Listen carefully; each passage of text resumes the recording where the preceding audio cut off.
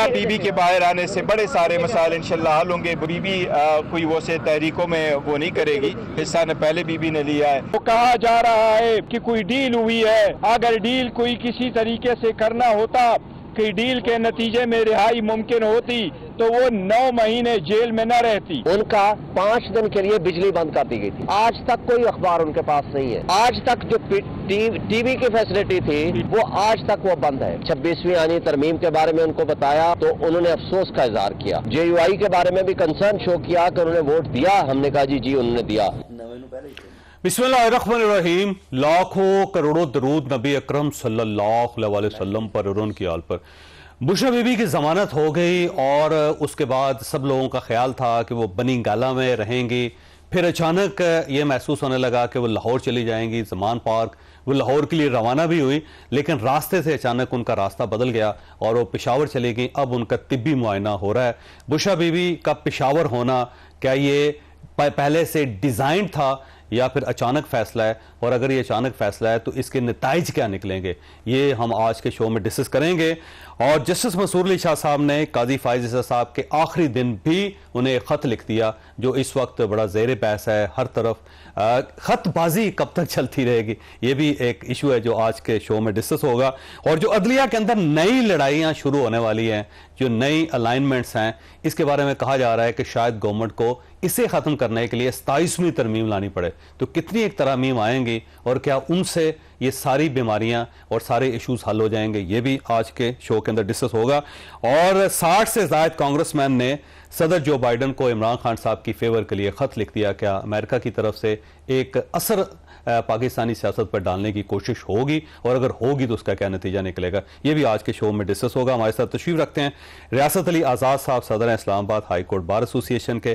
फैसल चौधरी साहब हमारे साथ तशरीफ रखते हैं, वकील हैं और पाकिस्तान तहरीक इंसाफ के साथ इनका ताल्लुक है।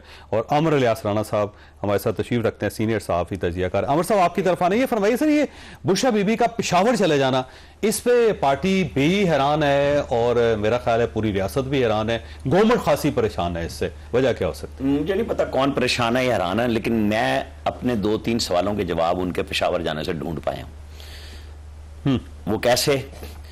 अली अमीन गंडापुर ने 8 घंटे कहां गुजारे थे और धमकी लगाई थी कि मैं 2 दिन बाद सब कुछ बता दूंगा, और नहीं बताया। ठीक है। फिर 30 घंटे की जो कहानियां होशरुबा की उन्होंने सुनाई कि वो 12 जिलों से गए, उन्होंने एक रात 2 जगहों पे गुजारी, यानी एक तो छत पे गुजारी KP हाउस की, और दूसरी वो उसमें जो इस्लामाबाद पुलिस का कोई वो क्या कह रहे थे, मोर्चा था, उसमें गुजार के।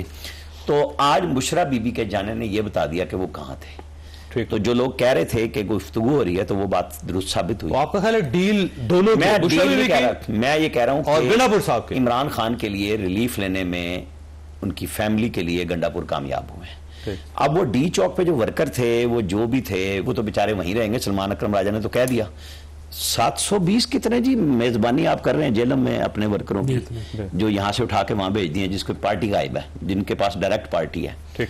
सलमान साहब कहते हैं मैं तब करूंगा जब मेरा दिल करेगा, और अपनी मर्जी के मुताबिक हम तहरीक चलाएंगे, किसी यूट्यूबर और सोशल मीडिया पे नहीं चलाएंगे। आज वो खान साहब से अकेले भी मिले। वैसे खान साहब ने उनको मशवरा दिया है तहरीक के बारे में। अब पता चलेगा कि वो मशवरा लेके किससे डिस्कस करते हैं, या उन PTI के मफरूर और जो पाकिस्तान से बाहर बैठे हुए हैं उनके जेर असर फैसले करेंगे। क्योंकि अली जफर साहब ने तो बड़ी बबांगे दौल कहा कि हमारे साथ ज्यादती की है कि हमें वहां पार्लिमानी पार्टी स्पेशल पार्लिमानी कमेटी में नहीं जाने दिया, हमें अपना पॉइंट ऑफ व्यू देना चाहिए था। तो ये है जी बुशरा बीबी। वैसे ये जो अकेली मुलाकात हुई है सलमान अकरम राजा साहब की इमरान खान साहब के साथ, आपका क्या ख्याल है कि उसमें क्या फैसला हुआ होगा? देखें, फैसल साहब हमारे साथ बैठे हैं और चूंकि वो आऊंगा मैं इनकी तरफ, तो आपका इनके साथ शोएब शाहीन साहब थे, और उन्होंने आज एक कमाल फिक्रा कह दिया था जो इन्होंने संभाल लिया। उन्होंने नए चीफ जस्टिस को भी रगड़ दिया था। इन्होंने कहा नहीं खान साहब ने सिर्फ तरमीम पे कहा है कि मुझे अफसोस हुआ है, चीफ जस्टिस के ऊपर कोई तरफ से। ये मैंने लाइव सुना इनका, ये बताएंगे क्योंकि ये ज्यादा अच्छे अंदाज से बता सकते हैं कि खान साहब कहां खड़े हैं। अकेले में वो लेट गए थे इस वजह से मिले, या इनके साथ मिलने के बाद गए, लेकिन मैसेज यही है कि वो सलमान अकरम राजा ने बताया कि आप पेशावर चले जाए। ठीक है। वैसे फैसल साहब, ये वाकई इमरान खान साहब ने कहा बुशरा बीबी को कि आप पेशावर चले जाएं, वहां ज्यादा महफूज हैं आप? ये मुझे तो इस बात का इल्म नहीं, मेरे सामने तो ऐसी बात नहीं हुई। मैं तो ज़्यादा जो फोकस मेरा रहा है, मैं उस पर ये भी कहना चाहता हूँ आपके प्रोग्राम में भी कि मैं तो इंतहाई मजम्मत करता हूँ और मैंने जिस तरह से देखा कि जिन हालात में उनको रखा गया है, खान साहब की को शेविंग किट भी नहीं दी गई, उनकी दाढ़ी जो है वो बड़ी हुई है, और जैसे आपने AI में तस्वीरें नहीं देखी हैं वैसी उनकी वो दाढ़ी थी। और वहाँ पे आए तो उन्होंने फिर बताया कि उनके साथ जो इस तरह का सलूक जो है, 3 हफ्ते बाद उन्होंने कहा कि आपकी सेकंड मुलाकात है तो किसी से नहीं मिले। 5 दिन जो है उनके सेल की लाइट चली गई और 12-12, 14-14 घंटे वो अकेले बैठे रहे। और उसके बाद उन्होंने वर्ड थे उनके कि 1.5 घंटा वो उस पिंजरे का दरवाज़ा खुलता है, ठीक है। फिर उन्होंने कहा कि मुझे 3 हफ्ते में बीबी से भी मुलाकात नहीं हुई। तो फिर वहाँ पे मैंने बताया कि जी आपको बीबी की बेल हो गई है, आपको मुबारक हो, तो चली गई। तो वो फिर उसके अच्छा, उन्हें नहीं पता था कि बुशरा बीबी की बेल हुई है? नहीं, वो बेल का जो वहाँ पे उसकी वजह ये है कि उनको ये भी नहीं पता था कि तरमीम हुई है कि नहीं, क्योंकि उन्होंने ये भी बताया कि उनका PTV जो आता है वो भी बंद है और उनको किसी किस्म का अखबार भी 3 अक्टूबर के बाद नहीं दिया गया है। तो एक जो है प्लान्ड इनकम्युनिकेटर का रखा गया उनको जो है जिस तरह से उनकी जो एक्सरसाइज मशीन भी ले ली गई, उनको पहले जो वॉक और चहलकदमी वगैरह के 2 दफा होते हैं और जेल मैनुअल के मुताबिक। अच्छा, वैसे जो सवाल है, वैसे फैसला सवाल ये है कि ये जो गंडापुर साहब गायब थे, उसके बाद फिर बुशरा बीबी की रिहाई और उसके बाद उनका पेशावर चले जाना, बहुत सारे सवालात हैं। इसका मतलब ये हुआ कि जो कुछ भी डील होती रही या एक साइड पे कोई अरेंजमेंट हुआ, इमरान खान साहब को पता नहीं, वो इस पिक्चर में नहीं है। देखिए, बीबी का पेशावर जाने में मेरा ख्याल में तो एक अच्छा फैसला है और बहुत ही साहिब फैसला है। और अकेले फैसला किया होगा उन्होंने? ये किन्होंने जी? खुद बीबी ने। देखिए, मैं तो ज़ाहिर है मैं स्पेकुलेशंस पे बात नहीं करता। देखिए, जब तक उनसे बात ना हो, जब तक उनकी कोई डायरेक्शन ना हो, 8 महीनों की 9 महीनों की एक इतनी टफ जेल में उसे गुजर के आई हैं, तो उसके बाद जो है उनको उन पर स्पेकुलेशंस कर देना या इस किस्म, मैं समझता हूँ ये ज़ाती की बात है। बीबी जो है उन्होंने बहुत बहादुरी के साथ सियासी बुनियादों पे बनाए गए मुकदमों का सामना किया और उन्होंने बड़ी दिलेरी से, और मैंने उनको सीरी के दौरान भी मैंने उनको बड़ी एक हौसला बताया। जो फैसला भी हुआ कि बीबी ने बाहर आना है, ये बीबी का फैसला था। बनी गाला में अदालत का फैसला चौधरी साहब, वो देखे बेल जो है खौफे खुदा करें, हाईकोर्ट के जज ने बेल ली है, आप उसको कह रहे हैं कि बीबी का फैसला था। बीबी बेचारी तो 9 महीने जेल में सड़ती रही है। बीबी का फैसला होता है, ये वही तो मैं कह रहा हूँ कि ये जो बेपर्की उड़ाते हैं, डीलें हो गई हैं। खान साहब को जिस सिचुएशन में रखा है, मुझे ये तो रियासत बिल्कुल दिल बदल गया उसका, जब वो इतनी कमजोर हो चुकी है कि अब उसने फैसला किया कि हमारे अंदर जान नहीं है कि हम बीबी का रास्ता रोक सकें। सर, बात यह है कि जिस किस्म की सूरत-ए-हाल इमरान खान साहब की है, उससे तो मुझे डील का तासुर नहीं मिलता ना। देखे ना, उनके ऊपर जो जितनी सख्तियां की गई हैं जिनका और एक ब्रेक करने के लिए, लेकिन मैं समझता हूं कि वो अज़्म हिम्मत का पहाड़ है बंदा, वो बिल्कुल डेटर नहीं हुए।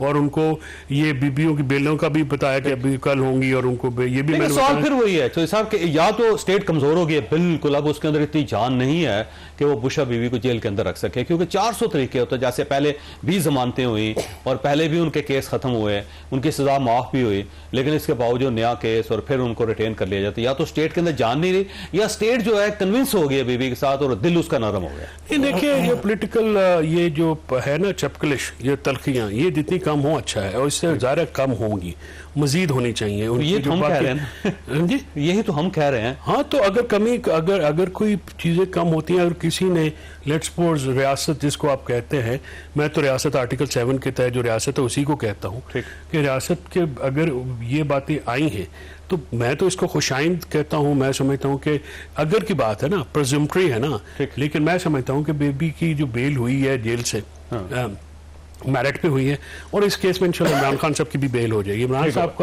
खान साहब को जेल में रखना भी एक चैलेंज है।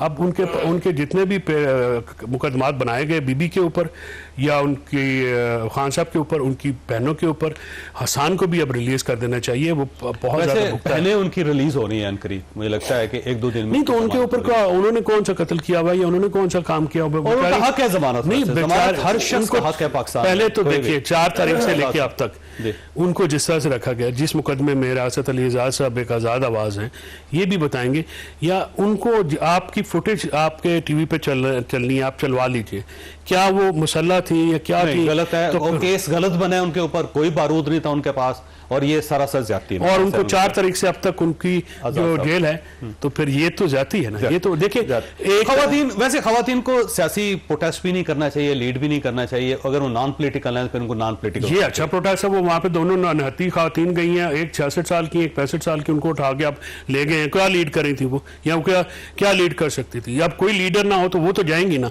उनका तो भाई है। तो लीडर कहाँ चले गए? जी, लीडर किधर चले गए? तो ज्यादा पता है, और मेरे मुंह तो ना कहा, मैंने ना आगे रुस गए सारे। अच्छा आजाद साहब, ये फरमाइएगा, वैसे सारी स्टोरी सुनने के बाद आपका दिल क्या कहता है? आप खुद समझदार आदमी हैं, मैं बिल्कुल इस पे बहुत क्लियर हूँ कि जो इस्लामाबाद हाई कोर्ट ने बेल दी है वो मेरिट पे दी है।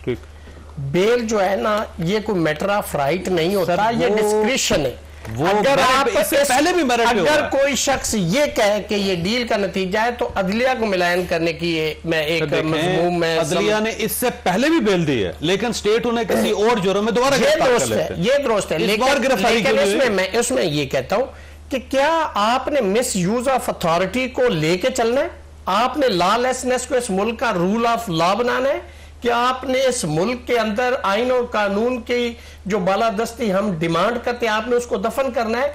अगर अदालतें देखें, तमाम पॉलिटिकल लीडर्स को इन्हीं अदालतों ने रिलीफ दिए, तमाम, चाहे वो पीपल्स पार्टी से हो, वो मुस्लिम लीग नून से हो, वो किसी भी पीटीआई से हो, किसी से भी उनका ताल्लुक हो।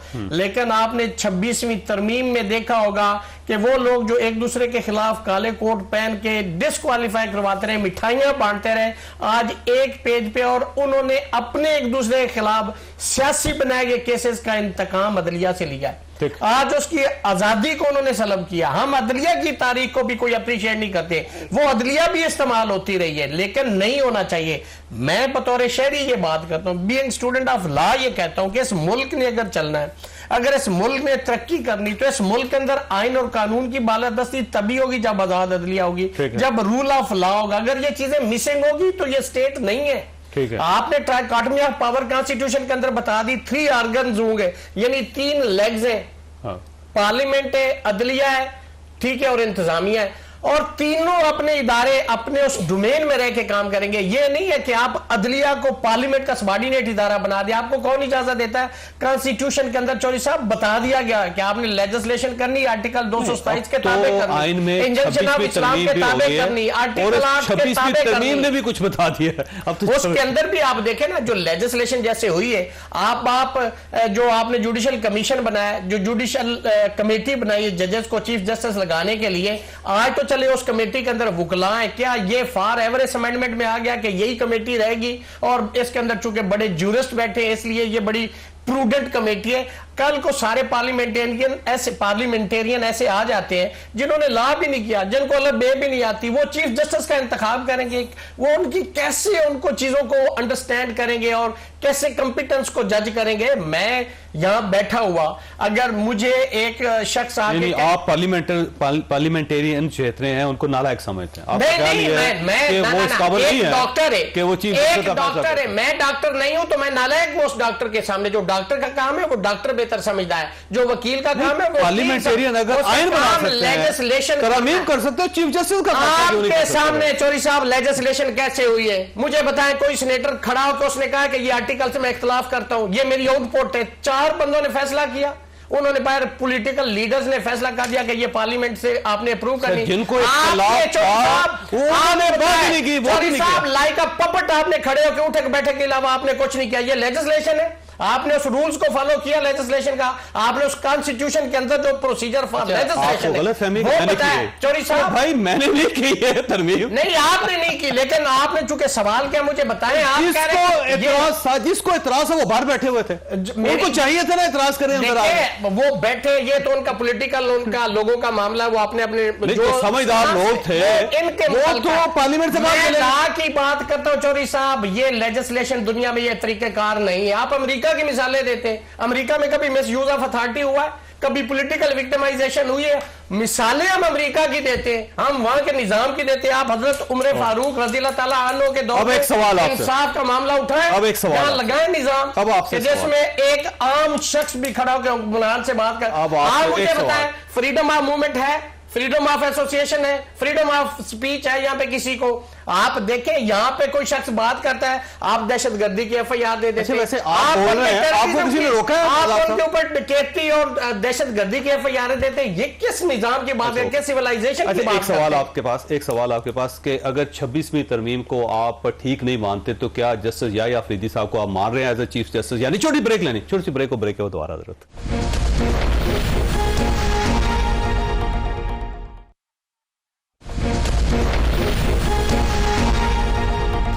प्रोग्राम में दोबारा खुश आमदीद। अच्छा आजाद साहब, ये फरमाइए, अगर आप 26वीं तरमीम को जस्टिफाइड नहीं समझते और आप समझते हैं कि जुल्म हुआ है, ज्यादती हुई है, तो जस्टिस याह्या अफरीदी साहब को चीफ जस्टिस मानते हैं आप? देखिए मेरी बात सुनिए, हमने Islamabad bar council, district bar association, high court bar association इस प्रपोज्ड अमेंड को इन टोटो रिजेक्ट किया था। हमारा स्टांस आज भी वही है। जहां तक याह्या अफरीदी साहब की जात का ताल्लुक है, मैं समझता हूं कि क्या कमाल के इंसान है, क्या जूरिस्ट है, क्या उन जैसा प्रोफेशनल जज, मैं कहता हूं आला ज़र्फ इंसान के सामने पेश होता रहा। कमाल कर दिया कमाल कर दिया आपने। मैं आपको ये हकीकत बता रहा हूं, नहीं मान रहे, लेकिन मैं प्रिंसिपल स्टांस की बात कर रहा हूं। हम ये कहते हैं कि जो सीनियरिटी का प्रिंसिपल है, तो आप नहीं मान रहे, आप नहीं मान रहे। वो जज है, मेरे लिए बड़े चीफ जस्टिस माने नहीं माने। हम तो ये कहते थे कि वो रिफ्यूज, चीफ जस्टिस माने नहीं माने। देखे बाय वर्च्यू ऑफ लेजिस्लेशन तो वो चीफ जस्टिस है ना, बाय वर्च्यू ऑफ लेजिस्लेशन। हम उस लेजिस्लेशन को हम कहते हैं कि ये गलत हुई, विद मेलाफाइड हुई, जस्ट टू एक शख्स का रास्ता रोकने के लिए। मेरी गुजारिश सुने चौधरी साहब,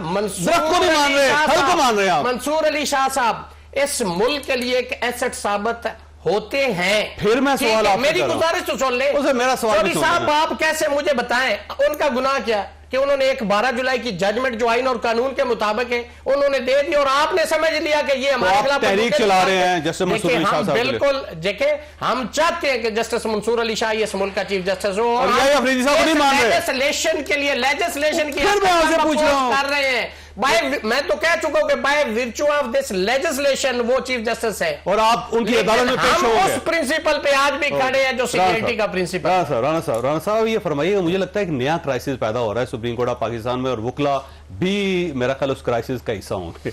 देखें, कुछ तो यूट्यूबर्स का क्राइसिस था और वो हैरान और परेशान है जो आने से पहले याह्या अफरीदी के ये थे कि कोई भी कबूल नहीं करेगा। फिर जब नाम आ गया तो उन्होंने कहा जनाब एक बहुत बड़ा ग्रुप है वो रिज़ाइन कर जाएगा। जब वो रिज़ाइन भी ना हुआ तो उन्होंने कहा बस कमाल हो गया जी, अब ये मुनीब अख्तर साहब और मंसूर अली शाह साहब ही फैसले किया करेंगे। याह्या अफरीदी साहब चूँकि दोस्त भी हैं आपस में सारे, और रियासत अली आज़ाद साहब के साथ आज़ादी इजहार का राय रखते हुए ये समझ रहे थे कि डेंटर पेंटर में एक प्रोग्राम में इनके साथ था। इन्होंने कहा कि वो लोग अगर आके बनाएंगे ये पार्लिमानी कमेटी तो वो डेंटर पेंटर तो इन्हीं के साथ ही निकले, बड़े लॉ नोइंग लोग निकले जिन्होंने इन्हें माना। अब मुझे आप ये बताएं कि अदलिया की आज़ादी के ये बड़े वकील हैं, इनको होना चाहिए, लेकिन अदलिया कब आज़ाद थी? रियासत स्टेट जो है, फैसल भाई ने अभी कहा आर्टिकल 7 में है, कहीं फौज लिखी हुई है आर्टिकल 7 में?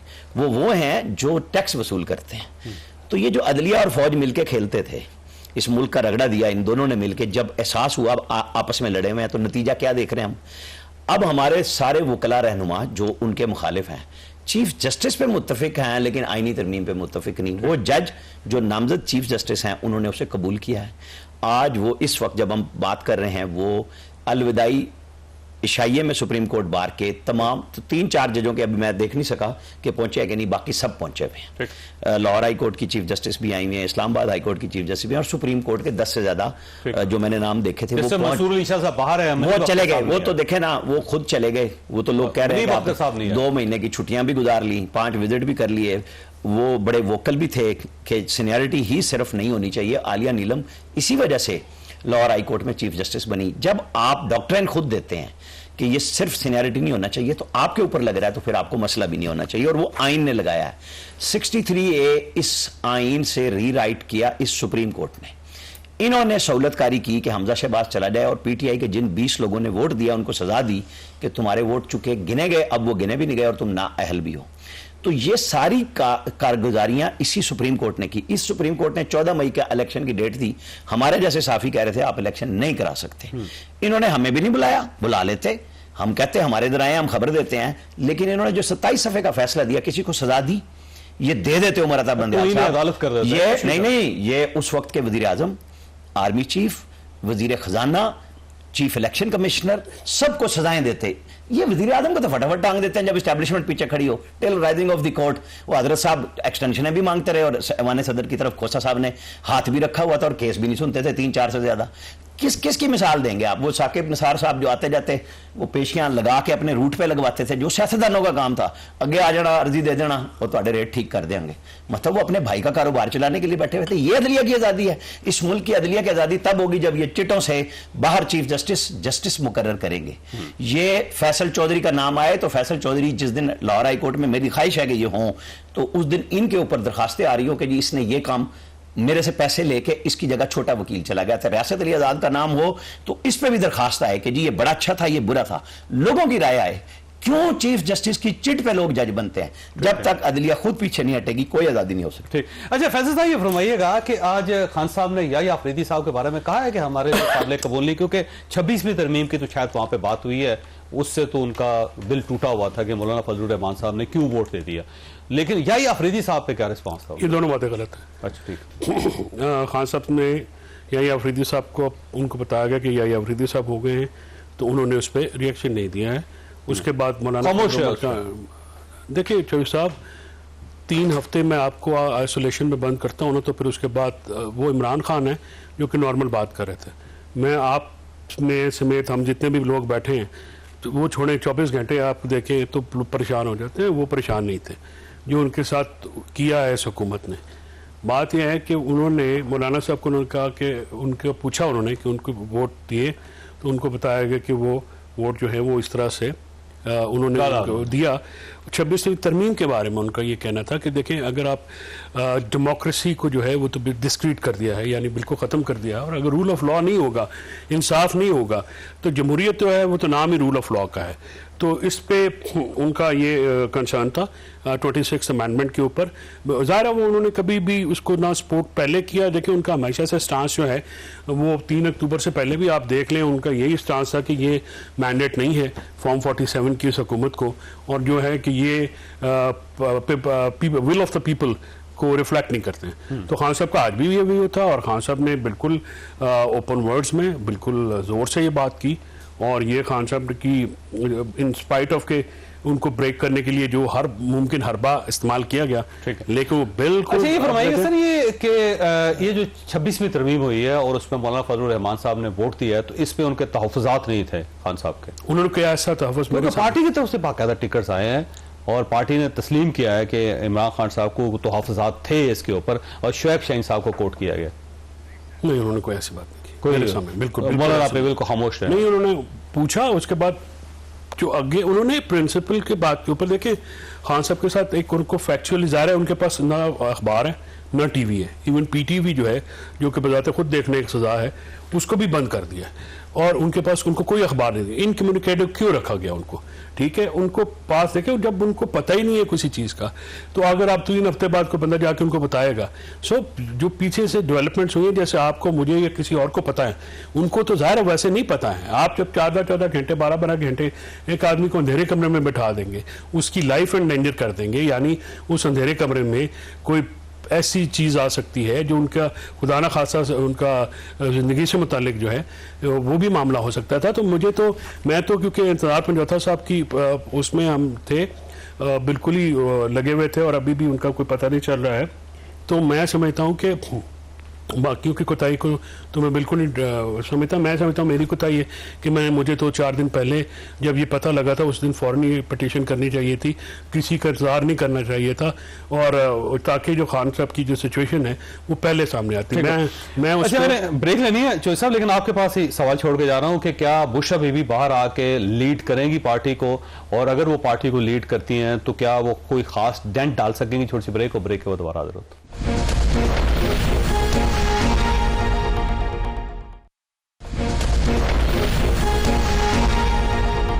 प्रोग्राम में दोबारा खुशामदी। फैसला अगर बुशरा बीबी लीड करती हैं पार्टी को तो ये अच्छा फैसला होगा या बुरा फैसला होगा, क्या ख्याल है आपका?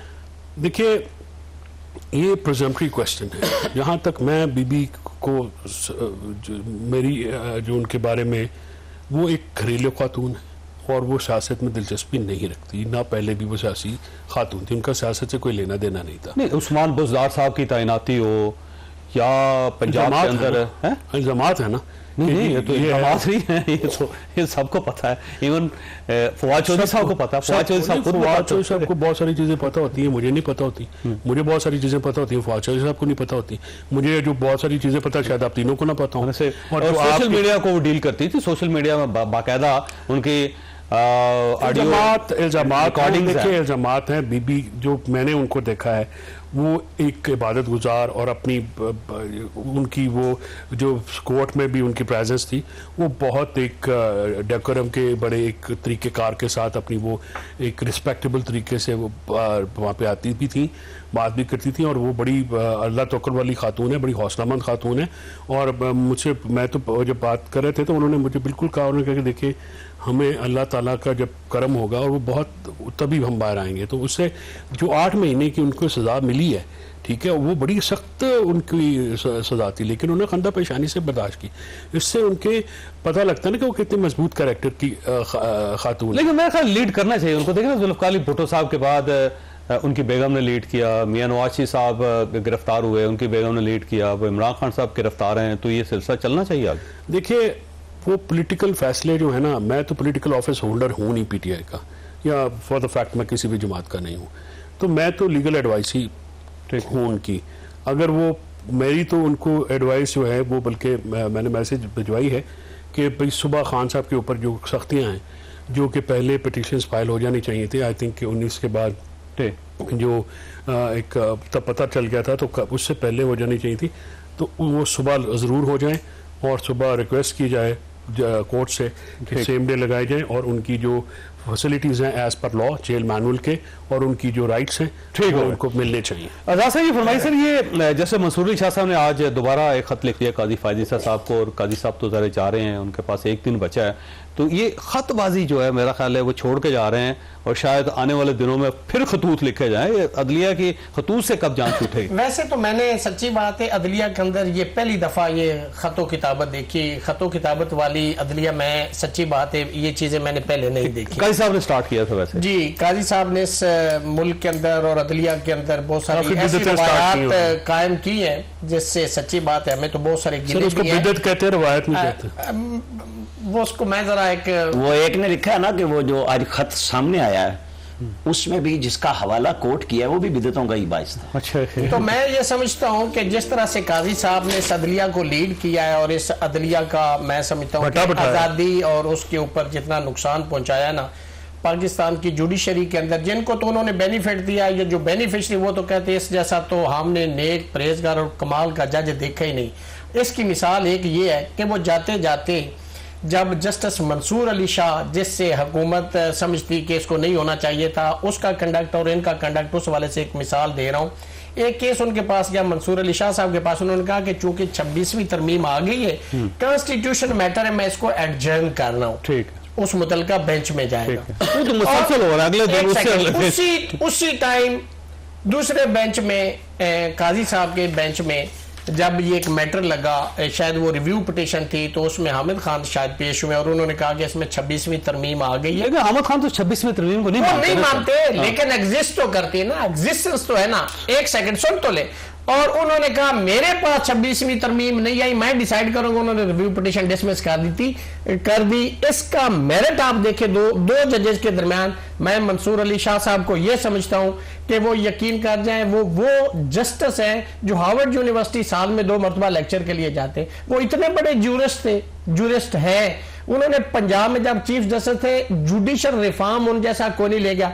अगर वो चीफ जस्टिस होते, और हम एक्सपेक्ट करते हैं कि वो चीफ जस्टिस होंगे इंशाल्लाह। कैसे होगा? गुजारिश तो सुन ले, इंकलाब आ जाएगा। मेरी गुजारिश तो सुन ले चौधरी साहब। लेट्स सपोज ये जो अमेंडमेंट है जिसको चैलेंज किया गया है, रिवर्स हो जाती तो फिर ठीक है। दूसरी बात मुझे ये बताएं, 63A की जो जजमेंट है, अगर वो रिवर्स हो जाए, उसमें पता है क्या उसके अंदर यह कि जो कमेटी बनाई गई थी वो अनकॉन्स्टिट्यूशनल, सुन तो ले साहब, सवाल तो करना है, सुन तो ले, अगर वो उसके बाद बेंच बनाना, फिर उसके बाद फैसला आना। मेरी जाती राय में 1972 सुप्रीम कोर्ट 139 आसमा जिलानी केस 2007 तसद्दुक जिलानी की जजमेंट, उसकी रोशनी में अगर बुनियादी ऑर्डर इलीगल है, उसके ऊपर सुपर स्ट्रक्चर जितना बनाया जाए, 1000 ऑर्डर हो जाए, वो सब कोलैप्स कर जाएंगे, वो इलीगल होंगे। अगर वो रिवर्स हो जाती, अभी वेट करें चौधरी साहब, वेट करें, मैं ये बात कर रहा हूं, सुप्रीम कोर्ट ऑफ पाकिस्तान में बहुत सारे मैटर जाएंगे, वहां बहुत टेकअप होगा। और जहां तक ये 26वीं तरमीम का मामला है, ये अगर जाता है तो ये कॉन्स्टिट्यूशन मैटर, लेकिन वो जो बेंच बनाया गया वो इसकी क्रिएशन है, वो इसको नहीं सुनेगा। अल्टीमेटली कोर्ट को फुल कोर्ट सुप्रीम कोर्ट बुलानी पड़ेगी और उसके ऊपर इसकी हेयरिंग होगी और बहुत सारे मामला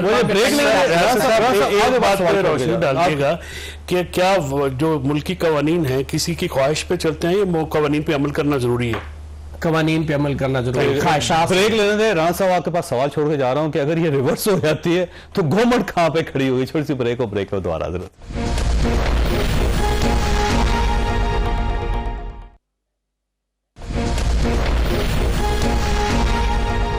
प्रोग्राम में दोबारा खुशामदीद। वैसे राणा साहब फरमाइएगा कि अभी भी कुछ लोगों का ख्याल है, आजाद साहब का भी और पाकिस्तान तहरीक इंसाफ का भी, कि ये सारी चीजें रिवर्स हो जाएंगी और इसीलिए जस्टिस मंसूर अली शाह साहब को सब मशवरा दे रहे हैं कि इस्तीफा न दीजिएगा क्योंकि आपका मौका आ सकता है। अच्छी बात है, 63 रिवर्स हुआ है ना इस मुल्क में, आइन ने किया ना। अब ये दोबारा रिवर्स नहीं हो जाए। नवाज़ुद्दीन नसरुल्लाह मरहूम से इस तरह के सवाल जब हम साफी किया करते तो कहते थे ये हाइपोथेटिकल है, जब वक्त आएगा फिर देखेंगे। तो ये पहले कह रहे थे कि जी अगर इत्तफाक राय ना हुआ तो फिर क्या करेंगे, इत्तफाक राय हो गया, 2/3 अक्सरियत से फैसला हो गया, आगे या अफरीदी साहब नहीं जी इनके साथ बाकी जज मिल जाएंगे, भाई कर लेना, कौन रोक रहा है? सुप्रीम कोर्ट जब बैठेगी, हम मना कर रहे हैं उनको, हम तो देखेंगे कि कर क्या रहे हैं। आज शाइये में 4 जज नहीं गए, एक उम्रे पे तशरीफ ले गए 5, ठीक है, इस वक्त फाइनल हो गया, तकरीर हो चुकी है काजी फायद ईसा साहब की। उन्होंने कहा है कि वाहिद आदमी था फुल कोर्ट में जिसके बारे में कोई प्रेडिक्शन नहीं थी, वो या अफरीदी था कि ये किधर होंगे।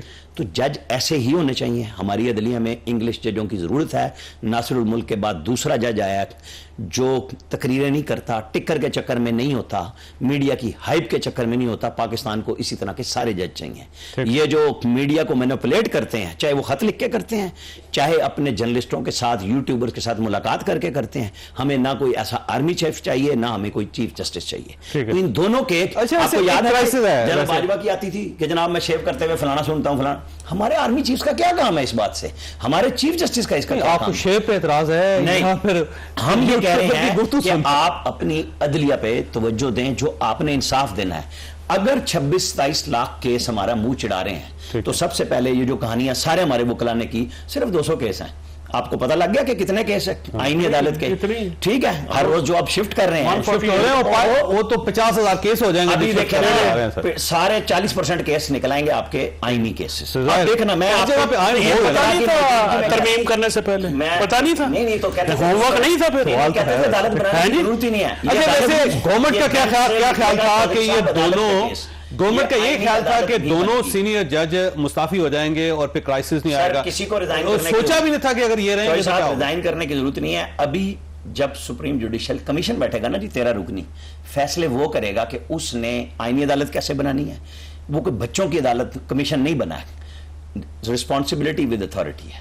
दोनों उसके बगैर कोई काम नहीं होने का। आमिर भाई अनामली जितने सवालात हैं ना, अनामली भी जी वही दूर अनामली उसके अंदर है जी, वो बैठेंगे नहीं बैठेंगे, नहीं वो बैठेंगे नहीं, जजेस नहीं जजेस का उसके लिए है कि जो पीजी होगा वो भी उसमें होगा।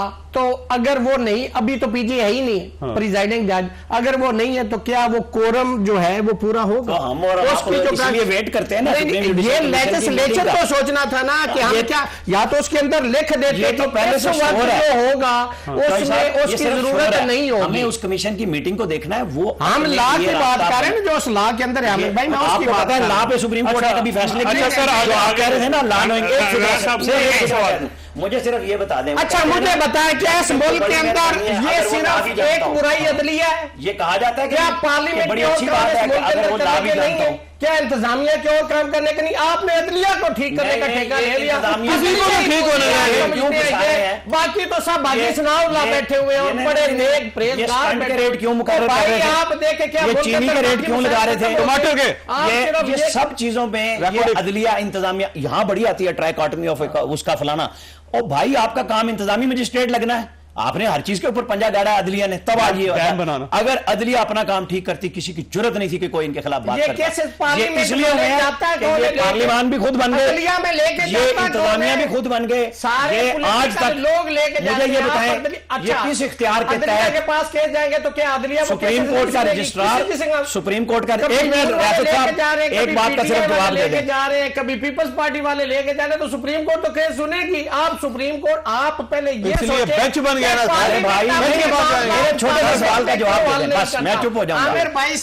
अदलिया को सुप्रीम कोर्ट का रजिस्ट्रार और हाई कोर्ट के रजिस्ट्रार किस आईनी इख्तियार के तहत वजीर आजम का वो इख्तियार इस्तेमाल करते हैं जिससे ये जो चार्ज एक्सपेंडिचर में रद्दोबदल करते हैं अपनी मर्जी से, इन्होंने पास कतई इख्तियार नहीं है, गैर आईनी काम हो रहा है, नहीं होना चाहिए। आइन में लिखा हुआ है कि तो ये सवाल जो आपके फेवरेट रहे हैं सारे इन्होंने क्यों नहीं किया? भाई मेरा सवाल ये है कि आप बताएं मैंने सवाल गलत किया या ठीक किया? नहीं, आपका सवाल जो है वो मैं गलत कह के मैं बाहर भी जाना है ਤੁਹਾਡੇ ਤੋਂ डर भी लगता ਵੱਡੇ ਹੋ ਤੁਸੀਂ ਕੀ ਕਰਦੇ ਹੋ, ਤੁਸੀਂ ਗਲਤ ਸਵਾਲ सारे को डरना शुरू कर देता है, ਤੁਸੀਂ ਸਾਰਿਆਂ को डरना शुरू कर देते ਨਹੀਂ ਅਸੀਂ ਕਹਿੰਦੇ ਆ ਡਰਦੇ ਤੇ ਰਾਣਾ ਸਾਹਿਬ ਨੂੰ ਵੀ ਪਤਾ ਹੈ ਮੈਂ ਸਾਹਿਬ ਪੂਰਾ ਜੀ ਡਰਨਾ ਕਿਸੇ ਕੋਲੋਂ।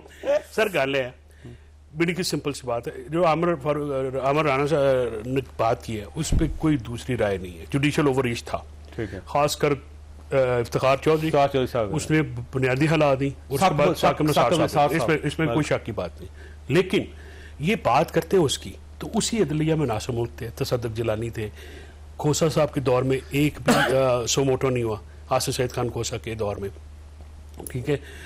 तो बहुत सारे जजेस ऐसे हैं जिन्होंने जो है उस दौर में 2007 में उनको ओथ ऑफर ही नहीं लिया, बहुत सारे ऐसे थे जिनको ओथ ऑफर ही नहीं हुआ, तो ऐसे भी तो लोग हैं ना, इन्हीं जजेस में से थे। मसला ये है कि जब मंसूर साहब ने ये रिजर्व सीट्स का फैसला देने से पहले वो तो ब्लू आइड थे, उन्होंने कौन सा फैसला पीटीआई के हक में दिया है या पीटीआई के जो खिलाफ दिया है? बात यह है कि आपने एक शख्सियत को एक पर्परली, अच्छा अब पहले अगर इम्बैलेंस था जुडिशरी की तरफ, अब इम्बैलेंस आ गया पार्लियामेंट में, अब इम्बैलेंस आ गया। आखिरी जुमला एक मिनट सदर साहब, एक वकील बोले तो दूसरा चुप करता है। तो बात यह है कि इम्बैलेंस पहले जुडिशरी की तरफ था, now it is tilted to the parliament. Parliament ने बेंच बनाना और ये जो वो आप कहते हैं ना दायराकार, उसमें इम्बैलेंस है और ये चपकलिश ये चलता रहा ना, किसी दिन स्पीकर साहब चीफ जस्टिस भी हो जाएंगे इलेक्शन, नहीं तो किसी दिन चीफ जस्टिस स्पीकर बन जाएंगे। ये वो जजेस हैं हमने वो देखे हैं, जब ज़ियाउल हक ने कहा ना 24 घंटे में ओथ ना लिया तो फारिग, इन्होंने पिंडी में और मुल्तान में मेजर जनरल और ब्रिगेडियरों से भी जाके ओथ लिए। हमने तो वो नहीं आज भी जब हाजिर होगा यही होगा, हमने यही कुछ ये बताएं वो जज बुरे हैं लेकिन उनका लगाया हुआ फाइनेंस मिनिस्टर जो बाद में वजीर आजम बन जाए वो बड़ा अजीज है मेरा, वो जमहूरी हो गया, वो पीछे हटना पड़ेगा, वो जमहूरी हो गया, हर इदारे को पीछे हटना पड़ेगा। सब पार्लियामेंट को भी ठीक होना, इंतजामिया को भी ठीक होना, लेकिन ये ना कहें कि मुल्क में सिर्फ एक ही निजाम, आपने भी ठीक होना है, बुकला ने भी ठीक होना है, हमने भी ठीक होना, आपने भी ठीक होना है, आपने खुद सुनी फैसला आपने खुद करना। अल्लाह ताला आप और आपके अहले खाना को हर किसी मुसीबत से महफूज रखे। अल्लाह हाफिज।